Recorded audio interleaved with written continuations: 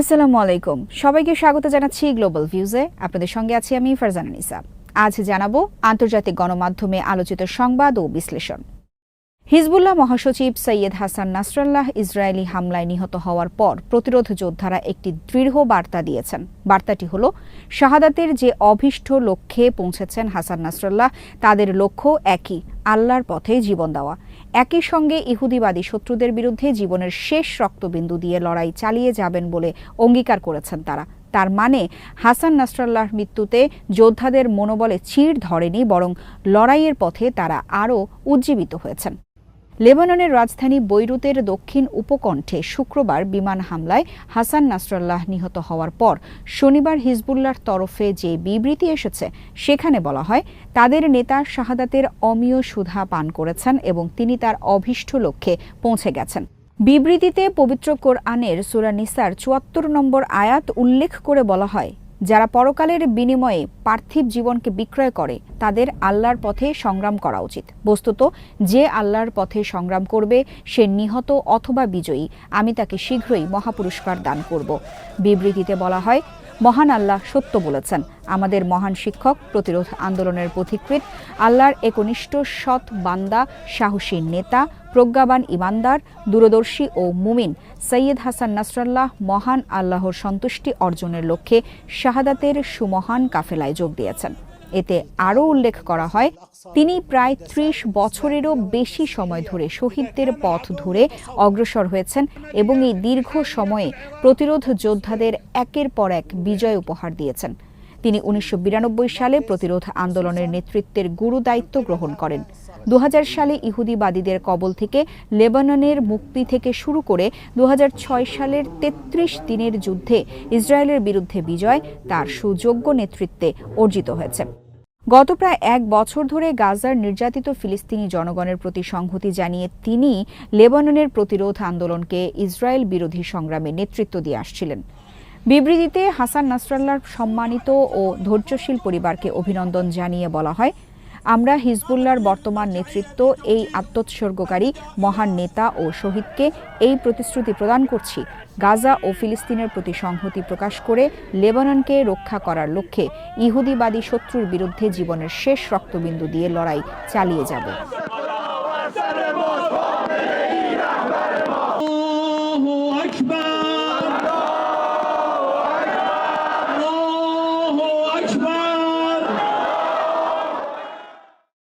হাসান নাসরাল্লাহর নিহত হওয়ার খবর নিশ্চিত হওয়ার পর শনিবার রাতে এক বার্তা দিয়েছেন ইরানের সর্বোচ্চ নেতা আয়াতুল্লাহ খামেনি। তিনি বলেছেন, তার শাহাদাতের ফলে প্রতিরোধ ফ্রন্ট দুর্বল হয়ে যাবে না, বরং ইসরায়েলের পতনমুখ ও ক্ষয়িষ্ণু শবদেহে প্রতিরোধ ফ্রন্টের আঘাত আরও কঠোর হবে। খামেনি বলেন, প্রতিরোধ ফ্রন্টের এই সম্মানিত নেতা আল্লাহর রাস্তায় কয়েক দশকের জিহাদ ও কষ্টসাধ্য পরিশ্রমের ফল একটি পবিত্র যুদ্ধে লাভ করলেন। তিনি এমন সময় শহীদ হন যখন বৈরুতের উপকণ্ঠে বসবাসরত নিরস্ত্র ও অসহায় মানুষগুলোকে কিভাবে রক্ষা করা যায়, তাদের ধ্বংসপ্রাপ্ত ঘরবাড়িগুলোর কি করা যায় এবং তাদের হতাহত প্রিয়জনদের কিভাবে দাফন করা যায় সে ব্যাপারে পরিকল্পনা ও সলা পরামর্শ করছিলেন।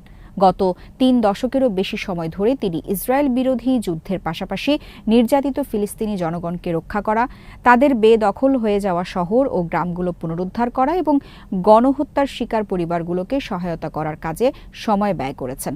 এমন সব মহান কাজের প্রতিদানে শাহাদাতের মর্যাদা ছিল তার অবশ্যম্ভাবী প্রাপ্য। সৈয়দ নাসরাল্লাহর শাহাদাতের মাধ্যমে মুসলিম বিশ্ব একজন মহান ব্যক্তিত্বকে, প্রতিরোধ ফ্রন্ট তার প্রখ্যাত ঝান্ডাবাহককে এবং হিজবুল্লাহ তাদের অনন্য নেতাকে হারিয়েছে। কিন্তু তিনি কয়েক দশকের যে জিহাদি চেতনা ও ফসল রেখে গেছেন তা কখনো হারিয়ে যাবে না। তিনি লেবাননে প্রতিরোধ আন্দোলনের যে ভিত্তি স্থাপন করেছেন এবং প্রতিরোধের অন্যান্য ফ্রন্টে যে প্রেরণা ছড়িয়ে দিয়েছেন তা তার অনুপস্থিতিতে স্তিমিত হয়ে যাবে না, বরং শহীদদের রক্তের বদৌলতে আরও বেশি শক্তিশালী ও দৃঢ় হবে। ইরানি নেতা বলেন, প্রতিরোধ ফ্রন্টের এই মহান নেতা কোনো একক ব্যক্তিত্ব ছিলেন না, বরং তিনি ছিলেন একটি আদর্শ, একটি গতিপথ। এই পথ চলা অব্যাহত থাকবে। ইরানের প্রেসিডেন্ট ডক্টর মাসুদ পেজেশকিয়ান বলেছেন, শহীদ সৈয়দ হাসান নাসরাল্লাহর দীর্ঘদিনের স্বপ্ন পূরণ হয়েছে, অর্থাৎ তিনি শাহাদাতের সর্বোচ্চ স্তরে পৌঁছেছেন। তার বীরত্ব, সাহসিকতা এবং নিরন্তর প্রচেষ্টার কথা বর্ণনা করার মতো শব্দ অপ্রতুল। তিনি বলেন, হাসান নাসরাল্লাহকে হত্যা করার সন্ত্রাসী নির্দেশ যে নিউ ইয়র্ক থেকে জারি করা হয়েছিল তা আন্তর্জাতিক সমাজ ভুলে যাবে না। ইরানি প্রেসিডেন্ট বলেন, হিজবুল্লাহ নেতাকে হত্যা করার অপরাধে জড়িত থাকার বিষয় থেকে যুক্তরাষ্ট্র নিজেকে মুক্ত রাখতে পারবে না। তিনি বলেন, সৈয়দ নাসরাল্লাহর শাহাদাতের ঘটনায় প্রতিরোধ অক্ষ আরও শক্তিশালী হবে এবং এই বটবৃক্ষের ডালপালা আরও বৃদ্ধি পাবে। এদিকে এই হত্যার প্রতিবাদে জাতিসংঘ নিরাপত্তা পরিষদের জরুরি বৈঠক চেয়েছে ইরান। নিরাপত্তা পরিষদকে এই সংক্রান্ত একটি চিঠি লিখেছেন জাতিসংঘে নিযুক্ত ইরানের রাষ্ট্রদূত আমির সাইদ ইরাভানি।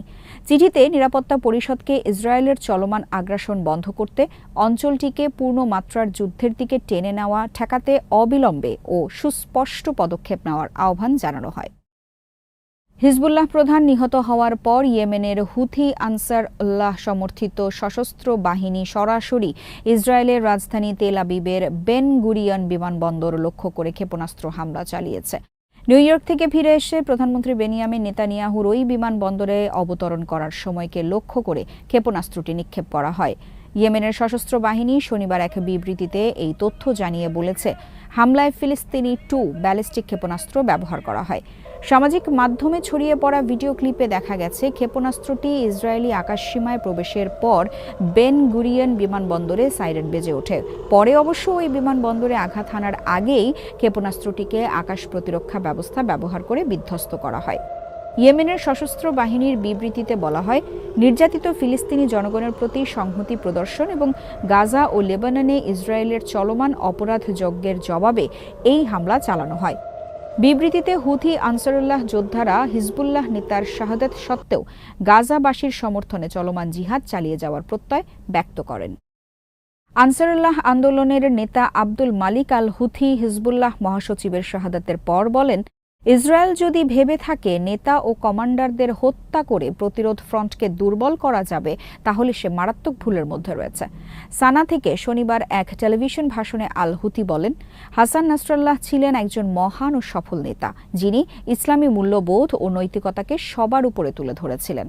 তিনি বলেন, সৈয়দ নাসরাল্লাহর পথচলা অব্যাহত থাকবে, কারণ ইসরায়েলি বর্বরোচিত হামলায় প্রতিরোধ নেতাদের শাহাদাতে জীবিত কমান্ডার ও যোদ্ধাদের লড়াই করার প্রত্যয় বহুগুণে বেড়ে যাবে।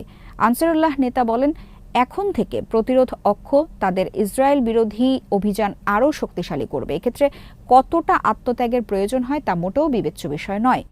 ইহুদিবাদী শত্রু চলমান যুদ্ধে তার কাঙ্ক্ষিত লক্ষ্য অর্জন করতে পারবে না এবং এর ধ্বংস অনিবার্য বলে মন্তব্য করেন আব্দুল মালিক আল হুথি। তিনি বলেন, আমরা ফিলিস্তিন ও লেবাননের নাগরিকদের একা ফেলে যাব না। আমি তাদেরকে প্রতিশ্রুতি দিয়েছি, আমরা লড়াইয়ের ময়দানে রয়েছি এবং শহীদদের রক্ত বৃথা যাবে না। হিজবুল্লাহর পক্ষ থেকে সৈয়দ হাসান নাসরাল্লাহর প্রাণহানির ঘোষণা আসার আগে ইসরায়েলে বেশ কিছু হামলা চালিয়েছেন লেবাননের যোদ্ধারা। ধারণা করা হচ্ছে পরবর্তীতে বড় আকারে এই হত্যাকাণ্ডের প্রতিক্রিয়া জানানো হবে। হিজবুল্লাহর বিবৃতিতে বলা হয়, শনিবার তারা ফাদি 1 মিসাইল ব্যবহার করে ইসরায়েলের কাবরি বসতি এবং ফাদি 3 ব্যবহার করে রামাত ডেভিড ঘাঁটি ও বিমানবন্দরে হামলা করেন। এদিন আল সাদাহ সাইটে ইসরায়েলি সেনাদের ওপর আর্টিলারি শেল এবং সার বসতিতে রকেটের ব্যারেজ নিক্ষেপ করা হয়। এরপর আরও 2টি বসতিতে হামলা করেন হিজবুল্লাহর যোদ্ধারা। রোশপিনা ও মেতসুভায় এই হামলার বিপুল পরিমাণ রকেট ব্যবহার করা হয়। মেতসুভা বসতিতে 2 দফা হামলা চালান প্রতিরোধ যোদ্ধারা। নিয়মিত হামলার অংশ হিসেবে শনিবার রাতেও তারা দখলদার সেনাদের লক্ষ্য করে হামলা চালান। ইসরায়েলি সেনাবাহিনী জানিয়েছে, লেবানন থেকে অন্তত 1টি মিসাইল নিক্ষিপ্ত হয় এবং আল কুদসের পাশে অধিকৃত পশ্চিম তীরের একটি ইহুদি বসতিতে আঘাত হানে। সামাজিক মাধ্যমে ছড়িয়ে পড়া ফুটেজে দেখা গেছে, রাত 10টা 5 মিনিটে মিসাইল হামলার পর আল কুদসের পাশে মালে আদুমিম সহ বহু অবৈধ ইহুদি বসতিতে সাইরেন বেজে ওঠে। কয়েকটি ফুটেজে দেখা যায়, হামলার পর সেখানে আগুন ছড়িয়ে পড়ে এবং ক্ষয়ক্ষতি মূল্যায়নে জড়ো হন ইসরায়েলি কর্মকর্তারা। আল মায়াদিনের প্রতিনিধি জানিয়েছে, এর 1 ঘণ্টা পর উপকূলীয় নাহারিয়া বসতিতে ড্রোন হামলা হয়। এরপর নাহারিয়া এবং আশপাশের এলাকায় সাইরেন বেজে ওঠে। শহরে বড় বিস্ফোরণের শব্দ শোনা গেলেও এ নিয়ে ইসরায়েলি বাহিনী কিছু জানায়নি। দখলদার সেনাদের ওপর হামলা হয়েছে ফিলিস্তিনের গাজা উপত্যকা এবং পশ্চিম তীরেও। হামাসের আল কাসাম ব্রিগেড জানিয়েছে শনিবার দক্ষিণ গাজার রাফা শহরের তানুর এলাকায় ইয়াসিন 105 শেল ব্যবহার করে একটি জায়ানবাদী মার্কাভা ট্যাঙ্কে আঘাত করেন তারা। ইসলামিক জিহাদের আল কুদস ব্রিগেড জানিয়েছে পশ্চিম তীরে তাদের জেনিন ব্রিগেডের জাবা গ্রুপগুলো জাকাম অক্ষে দখলদার বাহিনীকে সরাসরি আঘাত করতে সক্ষম হয়। একই গ্রুপের যোদ্ধারা আল হারা অক্ষে শত্রু সেনা এবং তাদের সাঁজোয়া যানগুলোর ওপর বুলেটের বৃষ্টি নিক্ষেপ করেন। কুদসে ইঞ্জিনিয়ারিং গ্রুপের যোদ্ধারা একই অক্ষে দখলদার বাহিনীর ওপর আগে থেকে পুঁতে রাখা একটি এক্সপ্লোসিভ ডিভাইসের বিস্ফোরণ ঘটান।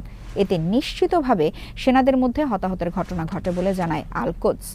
কুদসের বিবৃতিতে বলা হয় শনিবার নাবলুসের বিভিন্ন অক্ষে তাদের বালাতা গ্রুপগুলো হানাদার বাহিনীর সঙ্গে প্রচণ্ড লড়াই করে। সেখানে শত্রু সেনা এবং তাদের গাড়িগুলোতে সরাসরি বুলেট ছোড়েন তারা। এতে কয়েকজন ইসরায়েলি সেনা আহত হন। হাসান নাসরাল্লাহকে হত্যার জন্য হামলা চালাতে যে যুদ্ধ বিমানগুলো ব্যবহার করা হয় তার একটি ভিডিও প্রকাশ করেছে ইসরায়েল। যুদ্ধাস্ত্র বিশেষজ্ঞ ও নিউ ইয়র্ক টাইমসের বিশ্লেষণ অনুসারে ইসরায়েলি যুদ্ধবিমানগুলো 2000 পাউন্ড ওজনের বোমা বহন করেছিল। ভিডিওর বিশ্লেষণ অনুযায়ী হামলায় কমপক্ষে 8টি যুদ্ধবিমান ব্যবহার করে ইসরায়েল। যুদ্ধবিমানগুলো বাংকার বাস্টার বোমায় সজ্জিত ছিল। যুদ্ধবিমানগুলোয় অন্তত 15টি বাংকার বাস্টার বোমা ছিল। বোমাগুলো প্রতিটির ওজন প্রায় 2000 পাউন্ড। এর মধ্যে যুক্তরাষ্ট্রের তৈরি BLU 109 বোমাও ছিল। মার্কিন সেনাবাহিনীর সাবেক বিস্ফোরক অস্ত্র বিশেষজ্ঞ ট্রেভর বল বলেন, বোমাগুলো বাংকার বাস্টার নামে পরিচিত। এগুলো বিস্ফোরণের আগে ভূগর্ভে প্রবেশ করতে পারে। এই বোমার সঙ্গে নির্ভুল আঘাত হানার একটি গাইডেড ব্যবস্থা যুক্ত থাকে।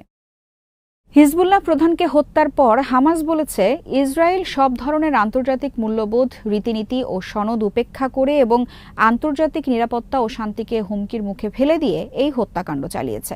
আমরা বর্বর এই ইহুদিবাদী আগ্রাসনের কঠোর নিন্দা জানাই।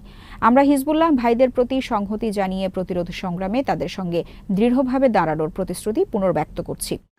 ফিলিস্তিনের প্রেসিডেন্ট মাহমুদ আব্বাস এই নৃশংস আগ্রাসনের নিন্দা জানিয়ে লেবানিজ জনগণ ও তাদের প্রতিরোধ সংগ্রাম এবং ফিলিস্তিনিদের মধ্যে ঐতিহাসিক সম্পর্কের উপর জোর দেন। ইরাকের প্রধানমন্ত্রী মোহাম্মদ শিয়া আল সুদানি নাসরাল্লাহ এবং তার সহযোদ্ধাদের প্রতি শ্রদ্ধা জানিয়ে 3 দিনের শোক ঘোষণা করেছেন। তুরস্কের president Recep Tayyip Erdogan Hezbollah প্রধান হত্যার নিন্দা জানিয়ে জাতিসংঘ নিরাপত্তা পরিষদকে ইসরায়েলকে থামানোর আহ্বান জানান। রাশিয়ার পররাষ্ট্র মন্ত্রণালয় এই হত্যাকাণ্ডের তীব্র নিন্দা জানিয়ে ইসরায়েলকে লেবাননের শত্রুতা বন্ধের আহ্বান জানায়। সিরিয়ার পররাষ্ট্র মন্ত্রণালয় অপরাধী ইসরায়েলি কর্মকাণ্ডের নিন্দা এবং হাসান নাসরাল্লাহর মৃত্যুতে সমবেদনা জানিয়ে বলেছে এজন্য ইসরায়েলকে গুরুতর পরিণতি ভোগ করতে হবে। বাহরাইনের বিরোধী দল Al Wefaq National Islamic Society Hezbollah নেতার মৃত্যুতে শোক প্রকাশ করে বলেছে তিনি নেতৃত্বে অতুলনীয় ও নির্ভীক ছিলেন। ইসরায়েলি বর্বরতার নিন্দা জানিয়েছেন মরক্কোর জাস্টিস অ্যান্ড ডেভেলপমেন্ট পার্টির নেতারা এবং ওমানের মুফতি আহমেদ আল খালিলি। এদিকে হিজবুল্লাহ প্রধানের হত্যাকাণ্ডের পর বেনিয়ামিন নেতানিয়াহু বলেছেন, আমরা অগণিত ইসরায়েলি, কয়েকশো মার্কিন, কয়েকশো ফরাসি সহ অন্যান্য দেশের নাগরিকদের হত্যার জন্য দায়ী একজনের সঙ্গে হিসাব নিকাশ সম্পূর্ণ করেছি। একই ভাষায় মার্কিন প্রেসিডেন্ট জো বাইডেন বলেছেন, হাজার হাজার মার্কিন নাগরিক, ইসরায়েলি এবং লেবাননের বেসামরিক নাগরিক সহ অনেক প্রাণহানির বিপরীতে এটি ন্যায়বিচার প্রতিষ্ঠার পদক্ষেপ। একই সঙ্গে তিনি বলেছেন, এখন লেবাননে যুদ্ধবিরতির সময় এসেছে। জাতিসংঘ মহাসচিব অ্যান্তোনিও গুতেরেস বলেছেন, বৈরুতে হিজবুল্লাহর উপর হামলা চালানো এবং সেখানে হামলার তীব্রতা বাড়ায় তিনি গভীরভাবে উদ্বিগ্ন। জার্মানির পররাষ্ট্রমন্ত্রী আনালেনা বেয়ারবক সতর্ক করে বলেন, লেবাননের পরিস্থিতি অত্যন্ত বিপজ্জনক এবং পুরো অঞ্চলটি আরেকটি সহিংসতার চক্রে ঢুকে পড়তে পারে। ফ্রান্সের ইউরোপ ও পররাষ্ট্র বিষয়ক মন্ত্রণালয় বলেছে, তারা মধ্যপ্রাচ্যের অস্থিতিশীলতা রোধ করতে লেবানিজ কর্তৃপক্ষ এবং ফ্রান্সের অংশীদারদের সঙ্গে যোগাযোগ রাখছেন। আল জাজিরা জানিয়েছে শনিবার লেবাননে ইসরায়েলি বিমান হামলায় আরও 33 জন নিহত হয়েছেন। হাসান নাসরাল্লাহ হত্যার পর দেশটিতে 3 দিনের শোক পালিত হচ্ছে। এদিকে শনিবার গাজা উপত্যকায় ইসরায়েলের হামলায় কমপক্ষে আরও 52 ফিলিস্তিনি নিহত হন। গাজার স্বাস্থ্য মন্ত্রণালয় জানিয়েছে, গত বছরের 7 অক্টোবর ইসরায়েলি হামলা শুরুর পর থেকে এ পর্যন্ত অন্তত 41,586 ফিলিস্তিনি নিহত হন, যাদের মধ্যে শিশু রয়েছে অন্তত 16,795। আজ এখানেই শেষ করছি। সবাই ভালো থাকুন, সুস্থ থাকুন আর দেখতে থাকুন বিডি ভিউজ। চ্যানেলটি ভালো লাগলে সাবস্ক্রাইব করুন, সংযুক্ত থাকুন আমাদের ফেসবুক পেজে। আল্লাহ হাফেজ।